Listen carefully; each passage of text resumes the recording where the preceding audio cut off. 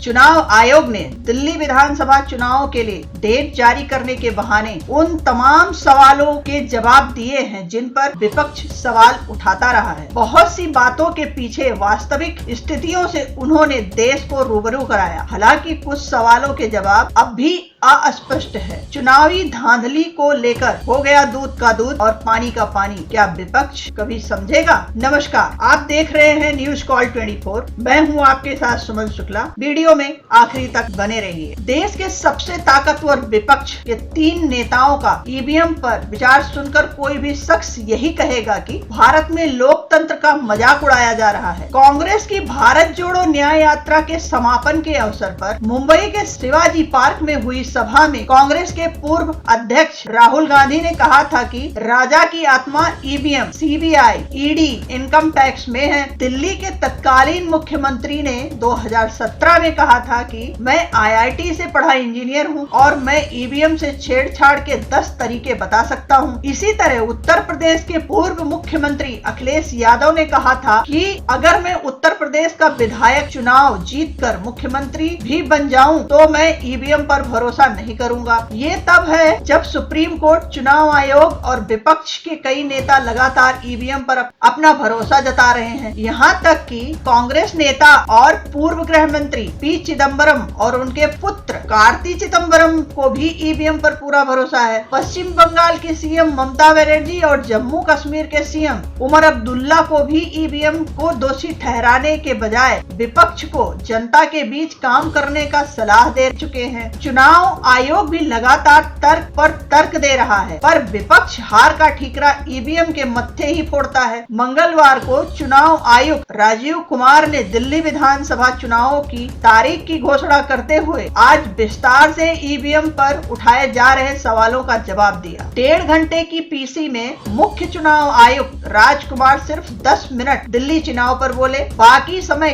करीब 1 घंटे से ज्यादा वो ईवीएम और वोटर लिस्ट में गड़बड़ी और खास वर्ग के वोटर का नाम हटाए जाने जैसे विपक्ष के आरोपों का जवाब दिया। उम्मीद की जानी चाहिए कि अब ईवीएम पर सवाल नहीं उठेंगे। राजकुमार की पीसी के बाद अभी तक राजनीतिक दल की ओर से उनकी बातों के खिलाफ आवाज नहीं उठी है। मतलब यही निकाला जा सकता है कि सभी दल उनकी बातों से सहमत हैं। लोकसभा चुनाव के 2 फेज की वोटिंग के बाद 30 अप्रैल को कांग्रेस के राष्ट्रीय महासचिव जयराम रमेश ने दावा किया था कि वो वोटिंग प्रतिशत का आंकड़ा 24 घंटों के भीतर जारी किया जाना चाहिए, लेकिन इसमें देरी होती है। साथ ही वोटर टर्नआउट में बढ़ोतरी भी देखने को मिलती है। यही आरोप टीएमसी सांसद डेरेक ओब्रायन ने भी लगाए थे। बाद में तो ये आरोप लगाने वालों की बाढ़ आ गई। सीईसी राजीव कुमार ने बहुत सरल शब्दों में बताया कि सुबह 9:30 बजे, 11 बजे, 1 बजे, 3 बजे तक कलेक्टर जाते हैं और ट्रेंड देखते हैं। 6 बजे तक चुनाव खत्म नहीं हुआ है तो चुनाव आयोग कैसे ये बता सकेगा कि कितनी वोटर की संख्या थी? कहीं 5:30 बजे के बाद 7 बजे के बीच अफसर जाता है। जितने लोग लाइन में खड़े हैं उन्हें वहीं रहने को कहते हैं। उसके बाद वोटिंग खत्म कराते हैं, मशीन सील करते हैं, बैटरी सील करते हैं, 17 सी हाथ से लिखते हैं, एजेंट को देते हैं, सील कराते हैं। पोल बंद होने से पहले फॉर्म 17 सी एजेंट्स को दिए जाते हैं। जाहिर है कि सीईसी ये कहना चाहते हैं कि इन सब कामों में टाइम लगता है। सीईसी कहते हैं कि 6 बजे वोटर की संख्या बताएं या 6 बजे पोलिंग बंद कराएं, मशीन सील करें और ये बताएं कि वोट कितना हुआ है। फॉर्म 17 सी भी धीरे धीरे रात तक अपडेट होता है। अगले दिन हम एक स्क्रूटनी करते हैं, ऑब्जर्व करते हैं और कैंडिडेट को बुलाते हैं, परसेंटेज रिवाइज्ड करते हैं। इस बीच कई बार जानकारी के अभाव में गफलत फैल जाती है। राजीव कुमार ने बताया कि एक न्यूज पोर्टल ने 5.5 लाख वोट मिसमैच हो गए। दरअसल उसे पता ही नहीं था कि वीटीआर में पोस्टल बैलेट ऐड नहीं होते। बस एक खबर चल गई तो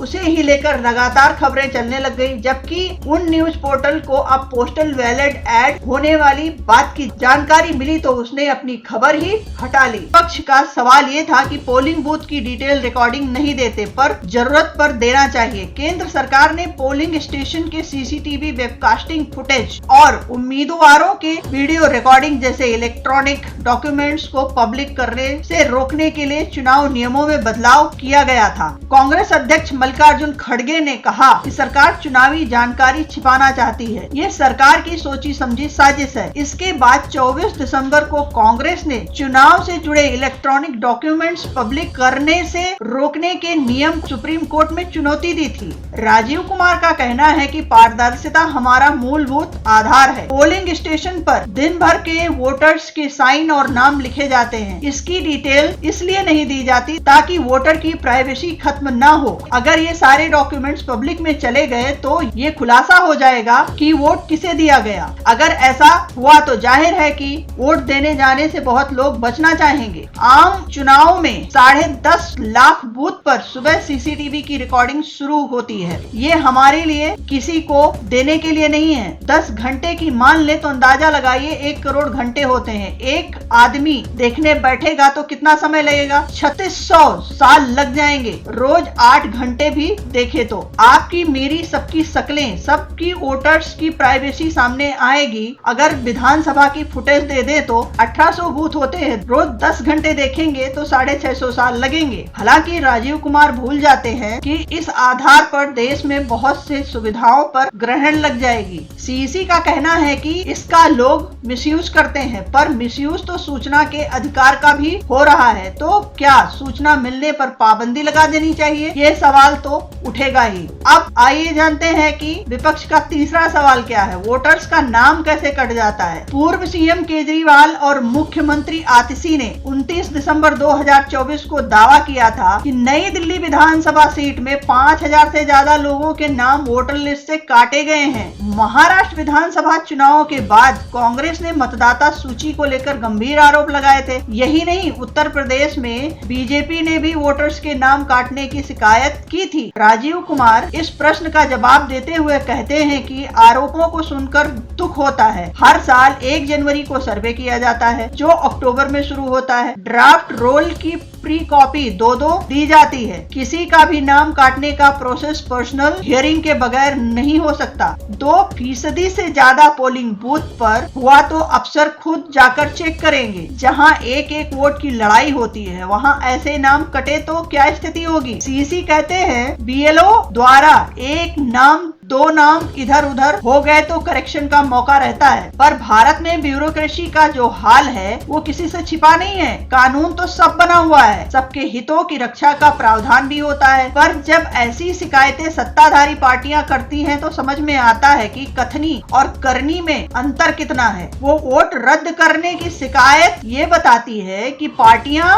और व्यक्तिगत स्तर पर मतदाता अपने वोट को लेकर सतर्क नहीं है। सब लोग चुनाव नजदीक आने के बाद जागते हैं। चौथा सवाल ये है कि ईवीएम में गड़बड़ी कैसे हो सकती है? चुनाव आयोग के बार बार रिक्वेस्ट करने पर भी कोई राजनीतिक दल ये बताने नहीं पहुंचा कि कैसे ईवीएम को हैक किया जाता है। बस चुनाव हारने पर ही हाहाकार मचता है। हरियाणा और महाराष्ट्र में चुनाव हारने के बाद कांग्रेस ने लगातार ईवीएम पर प्रहार किया। सीईसी राजकुमार कहते हैं कि चुनाव की तारीख से 7-8 दिन पहले एजेंट के सामने सिंबल डाले जाते हैं। मोक पोल की छूट होती है, बैटरी उसी दिन डाली जाती है और सील भी होती है। ईवीएम को एजेंट के सामने सील लगाई जाती है। पोलिंग डे पर ही सील तोड़ी जाती है। पोलिंग स्टेशन पर सबसे पहले सीरियल नंबर चेक कराए जाते हैं। एजेंट मौजूद रहते हैं। मोक पोल होता है। पोलिंग एजेंट आने जाने वालों का हिसाब रखता है। पोलिंग खत्म होने के बाद कितने वोट पड़े इसकी संख्या एजेंट को दे दी जाती है। ईवीएम को स्टोर रूम में लाया जाता है, ताला लगाया जाता है। काउंटिंग के दिन ही उसकी सील तोड़ी जाती है।